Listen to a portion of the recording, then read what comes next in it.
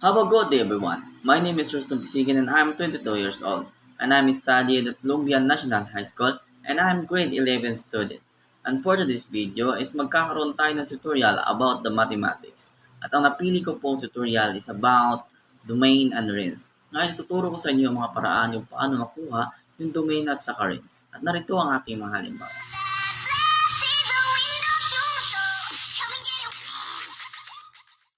So, ang una nating gagawin ay hanapin natin ang domain at saka range of that linear function. So, ito pong given natin ay wala po siyang denominator o hindi siya fraction. So, madali lang hanapin ang kanyang domain and range. So, first, ang domain po ay yung value ng x. So, ang domain po dyan is the set of all real number. Pag ganyan pong walang denominator o fraction. In symbol, x says that x is the set of all real numbers. How about the range of that linear function? Ang range po ay yung value ng y. So, ang f of x po ay pwede nating palitan ng y. So, pareho lang po yan. Ibig sabihin, ano po yung range or possible value ng y? So, ganito lang po yan. Kapag ganito po yung given natin again, ang y po is the set of all real numbers. In symbol, y such that y is the set of all real numbers. Okay, how about this number 2 example? F of x is equals to x plus 1 over x minus 2. So this time, ang atin pong linear function ay isang fraction. Meaning to say, meron siyang denominator. So kapag meron po siyang denominator, nandyan po ang ating restriction sa ating domain and range. So para makuha natin ang domain o ang function na yan, or value ng x, kunin po natin ang kanyang denominator. So ang denominator po dyan ay x minus 2. Ang x minus 2 na yan ay equate po natin to 0. And then to solve for x, transpose natin yung minus 2 sa right ng equal sign. So magiging x equals 0 plus 2. Yung value po ng x na yan na to, yan po yung hindi pwedeng maging value ng x. So, the domain of that function is the set of all real numbers except 2. Ilalagay na po natin na except 2 po yan. In notation, x such that x is the set of real number such that x is not equal to 2. Para makuha natin yung range, ganito lang po yan. Since yung y ay nasa left side, gawin po natin x. So, paano po natin gawing x? Yung nasa left side ng equal sign. Ganito lang po yan. By cross multiply, multiply natin yung x times yung denominator na x minus 2, okay?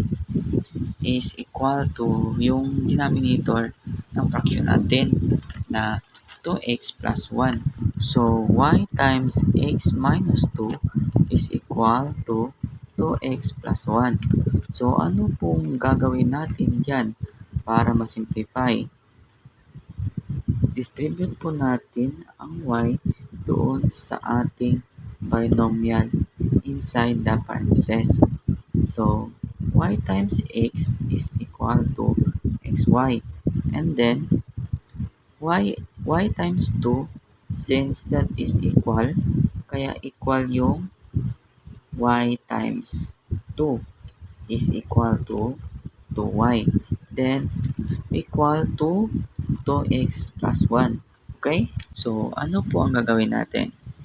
Ang next po, ito po yung 2x na yan, ilagay po natin sa left ng equal sign, isama po natin dito sa xy. So, xy, and then yung 2x po, transpose natin dito sa left side ng equal sign. Since is positive, magiging negative. So, minus 2x is equals to y plus 1.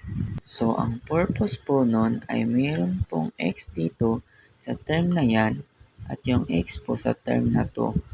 So, in this case, ay ipapactor po natin using common monomial factor.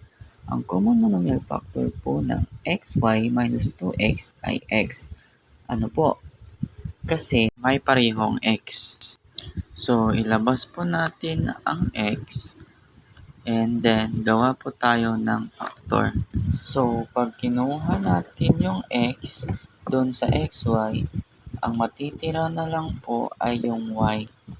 And then, minus sa 2x, pag kinuha natin o nilabas natin ang x, magiging 2 na lang po yan.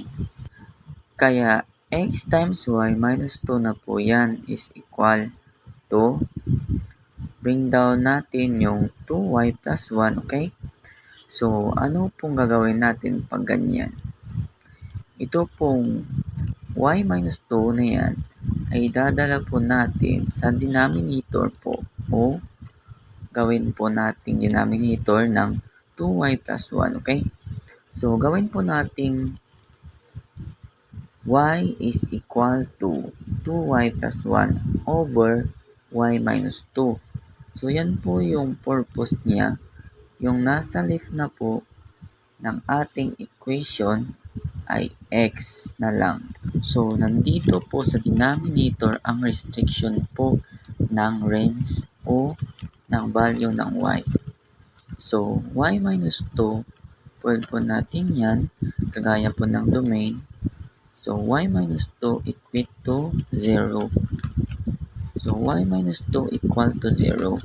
And then, transpose po natin ang minus 2. So, magiging y is equal to positive 2 na po yan. Kasi negative po yan.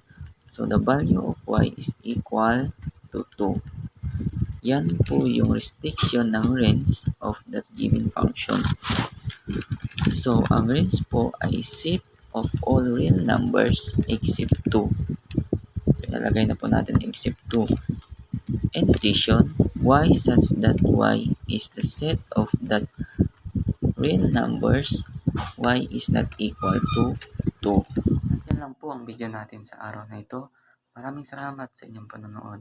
Ayop na may natutunan kayo sa aking video ngayon. At huwag kalimutan mag-comment, like, subscribe, and share. Paalam! Di ko ganahan na bitin na lang imo ko. Pwede